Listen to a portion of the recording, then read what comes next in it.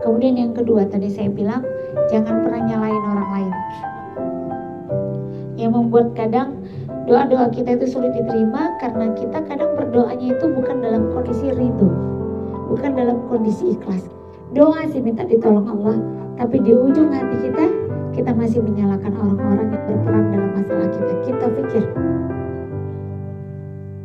Kita pikir mereka yang berperan dalam masalah kita, padahal gak ada yang paling berperan dalam masalah kita selain diri kita sendiri.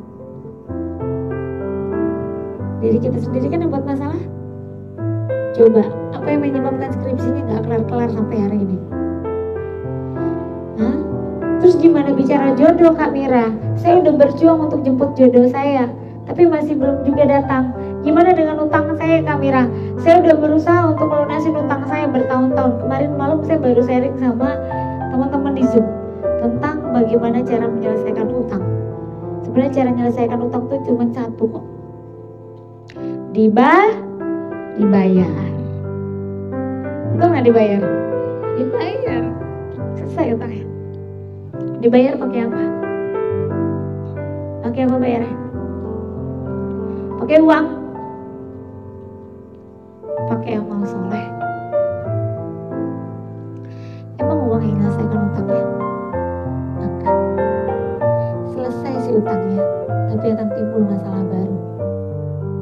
Selesai si utangnya, tapi akan timbul masalah yang bikin kita tambah mumet daripada mumetnya hutang. Jadi hutang itu dibayar pakai amal soleh agar dia tidak menimbulkan masalah baru. Nah, saya sangat mencintai, bahkan tadi teman-teman di finance-nya Rumah Hijrah, saya ngeprint tabel riadohnya saya. Ya mungkin itu saya sendiri yang nge-arrange, masukan-masukan dari beberapa guru-guru saya arrange. Saya udah lama gak gunakan tabel riado itu. Tabel riado tau gak? Riado itu tabel amal soleh yang mau kita kerjakan. Misalnya tahajudnya, terus duhanya berapa kali sehari, berapa rakaat, kemudian zikirnya berapa kali, terus istighfarnya berapa kali, sedekah subuhnya berapa, sholawatnya berapa kali. Itu namanya riado, tabel riado. Nah itu dulu saya kerjakan waktu saya sedang mengejar-ngejar ampunan Allah, waktu saya benar-benar butuh pertolongan Allah. Dan beberapa waktu saya sempat lalai. Begitu saya coba bangkitkan lagi untuk buat itu lagi. Karena saya tipe orang yang harus punya target dalam hidupnya. Kalau saya nggak punya target, maksudnya kalau saya nggak punya ada yang saya targetin, saya terlalu santai. Kalau bahasa baiknya itu tandanya bersyukur ya nggak? Tapi bahasa buruknya namanya zona nyaman. Zona nyaman itu membuat kita nggak bertumbuh. Nih yang punya utang ya, yang punya utang 10 juta. Cari pertolongan kesana kemari, minta tolong teman, minta tolong siapapun. Terus pada saat menelpon satu orang, si A ini, kamu bisa tolong aku nggak? Aku lagi butuh banget pinjem, aku mau pinjem duit begini begitu.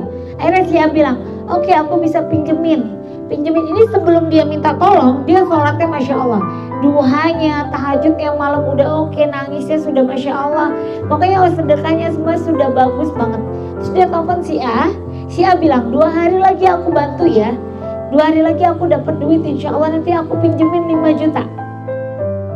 Siapa yang merasakan? Teman-teman di Zoom boleh jawab. Pada saat mendapatkan jawaban seperti itu, ibadahnya mulai mengendur. Karena merasa sudah ada pertolongan yang datang. Padahal uangnya juga belum di tangan. Dan yang kedua, padahal itu juga uang pinjaman.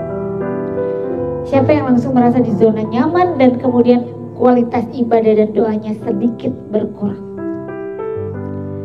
Ada? Teman-teman di Zoom ada gak? Thank you. Kakak ada yang pernah begitu? Sedikit saja kita mulai dapat pencerahan, sedikit saja kita mulai ditenangkan sama Allah, kita mulai lalai. Nah itu juga tipenya saya sebenarnya. Sehingga suami saya suka bilang, bunda ini ya suka bikin kerjaan. Saya suka bikin sesuatu yang nambah kerjaan dalam hidup saya sebenarnya. Ya salah satunya, ya kalau syukurnya ya itu ya riado. kalau halnya positif. Yang kedua kayak ya saya sempat diledekin sama suami saya bikin arisan yang saya nggak dapet apa-apa. Cuman untuk bantu-bantu ini aja, tapi saya puyeng nagihnya, puyeng ini semua ya, seperti itu. Nah, jadi nah kemudian akhirnya pada saat itu saya bikin nih riadoh, apa yang harus saya kerjakan agar segera pertolongan Allah itu datang. Saya bikin riadoh, tahajudnya berapa rakaat, duhanya harus berapa rakaat, ini harus berapa rakaat. Jadi tadi malam ada yang punya utang miliaran, Kak Mira, itu bukan di Zoom ya, tapi ada yang langsung WA ke saya. Setiap orang mengadu seperti itu dan bilang, sudah 2 tahun Kak Mira, sudah 5 tahun Kak Mira, utang saya nggak kelar-kelar. Pertanyaan saya ada 2. Pertama, yang saya tanya, gimana duhanya? Duhanya berapa rakaat? Yang lagi punya masalah finansial, masalah apapun itu, saya tanya dulu, berapa rakaat duhanya setiap hari? Kalau hutangnya miliaran, terus dia duhanya cuma 2 rakaat, nggak cukup. Kita lagi butuh pertolongan Allah, terus duhanya cuma 2 rakaat, utangnya banyak pula itu. Kita lagi butuh pertolongan Allah untuk bisa segera lulus kuliah. Rezeki itu hanya nggak dari segi uang, rezeki itu dari segi IP yang bagus, bener nggak? Skripsi segera selesai, dapat jodoh, dapat anak, bener nggak? Itu juga rezeki, kebahagiaan dalam rumah tangga itu rezeki, ya kan? Maka saya bilang kemarin waktu saya meeting Zoom, apakah harta satu-satunya sumber untuk buat kita bahagia? Enggak. Sekarang akhir-akhir ini ada kasus yang sedang viralnya kan,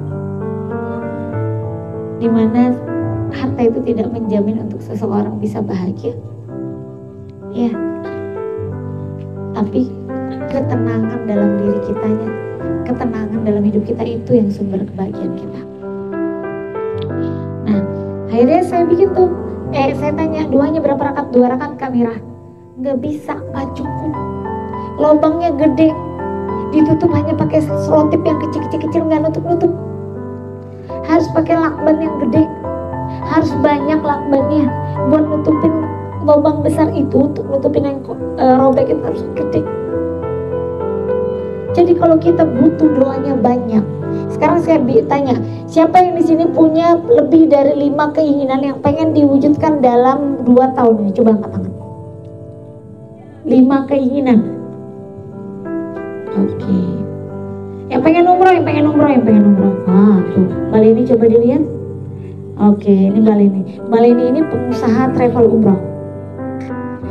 2 kali ya Mbak Leni ya? 2 kali atau 3 kali ya? Kira bareng Karin Mbak Leni untuk umrohkan anak yatim para penghafal Quran. 2 kali pakai traveling Mbak Leni. Nah, beliau datang jauh-jauh dari Jakarta nih. Ya, jadi